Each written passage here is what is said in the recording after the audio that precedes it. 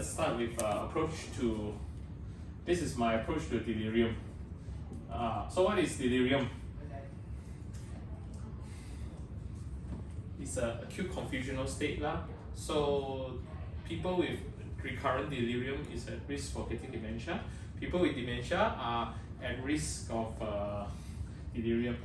Dementia is a chronic decline in cognitive function. So your memory is gone, processing is gone, patient not so smart, concentration is gone, cannot count and all that sort of thing. Whereas delirium is acute, so it's potentially reversible.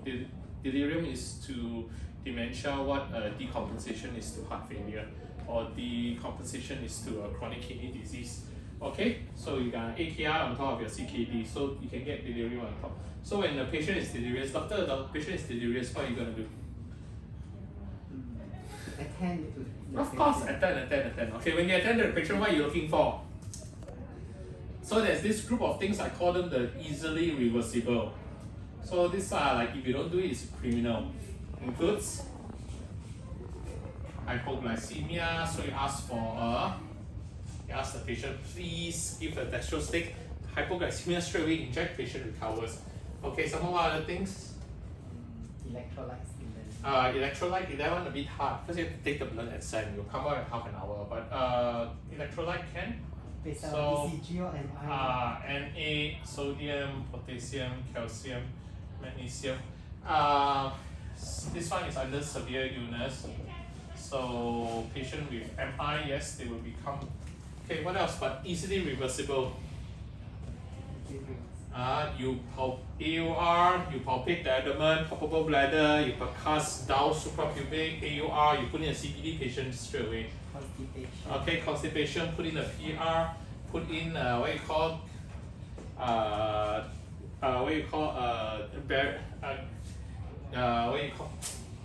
glycerin enema, and then straight away it will be rapid enema, straight away it will resolve. Some more, what else? Patient in pain, resist the pain, and the patient is better. Patient got paid sore, patient is in pain. Switch on the lights. Poor vision and hearing. Switch on the lights, give them their spectacles, give them their hearing aid, they will get better. Alright, so these are the easily reversible stuff that we can do for the patient. Okay, and also the patient is thirsty or dehydrated, get them a cup of water, they will resolve the. So these are the so give them a cup of water, put them their specs, give them some painkillers, do a PR, palpate the abdomen, do a dextro sticks. Okay, what other things can cause delirium? Infection. So infection, what kind of infection? UTI, pneumonia. Sepsis on its own, okay, UTI, pneumonia, okay, and then some more? The meningoencephalitis lah. So make sure you look for the patient's neck stiffness, any neck stiffness or that sort of thing. Alright? Okay, what other things cause delirium? Severe illness, so you have your PE, okay, your pancreatitis. So I might want to do an ECG. I want to do ECG tropi. This one I want to get a D-dimer, and this one I get an amylase. Okay, what other things can give you delirium? Intoxication. Alcohol. So alcohol, whether it's withdrawal, 3 days never drink alcohol, because you have the word now how to get alcohol, or the patient may have a pernicious encephalopathy. Okay, what other things?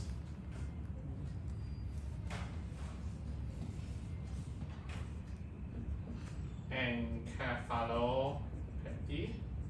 Okay, so you can have uremic. Okay, you can have hepatic. Alright, so patient can suddenly worsen in the middle night. Okay, what are things? Hypoxia. Patient's O2 is low. Okay, so again, you have a pulmonary embolism. So pulmonary embolism, severe illness can cause delirium. The pulmonary embolism causing a hypoxia can cause. Okay, somehow when you have a pneumonia and also it can cause a hypoxia and the patient become confused. Okay, so maybe you want to do a chest X-ray and make sure that there is no infection. If there's no infection, then you better seriously think that the patient needs a D-dimer, maybe a CTPA. What are things?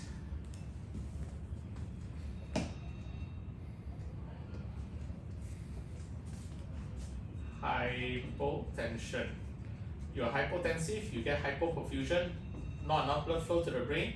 So again, you have your cardiogenic, okay, septic shock, hypovolemic, upper GI bleed. So upper GI bleed can also part of severe illness. Okay. Then you got hypovolemic. You also can get Addison's. The patient coming to you, Addison's. All right. Then after that you have your anaphylaxis. Okay, and then you have your distributive, which will include, okay, your third space. Okay, again, your obstructive, which is the same as your here. So there are multiple. When the patient is delirious, it's multiple. Hypotensive, hypoxic, okay, causing the delirium. So all these things, patient can potentially die. So when you attend to the patient, yes, I want to do a dextro stick. Okay, I want to look at the vital signs. Okay, BP, heart rate, SpO2, look for hypoxia, SpO2 lowish, thinking of hypoxia, don't just give oxygen and walk off. Okay, look for all these things, AUR, so you also examine, palpate, abdomen, do a PR, okay, and give a patient some drink or run some fluids. Okay, I want to do an ECG, cardiac enzymes, CE, okay, neck stiffness, also part of my, okay, renal punch, okay, RP, and calcium, magnesium, phosphate for my electrolyte balance, do a D-dimer, amylase, okay, and then RP also give me what is my urea. Alright, look into the history, see whether it's hepatic encephalopathy. History, ask about chronic liver disease, ask about alcohol. Alright, and this one you should more or less. So when the patient in the middle of the night is delirious, these are the things that you all have to do. Not just tie the patient down, give some oxygen, walk off. Tie the patient down, give inotrope and walk off. Most of the time you all are handling it wrong. The houseman is handling it wrong. It's actually in a patient, in the geriatric patient, why is managing them so difficult? Because everything freaking thing also present as delirium. MI present as delirium. Pneumonia present as delirium. Okay, meningitis present as delirium. Okay, sepsis present as delirium. Everything is also delirium. Everything under the sun. If you say, what's the presenting complaint for a patient with this disease? If a geriatric patient, you say delirium, is the correct one. Okay, so this is your approach to delirium. Easy peasy. In fact, it's actually not easy, it's difficult because everything you have to investigate, because everything is also possible for the patient. Alright? Okay. Fine. Alright. Okay, end of delirium.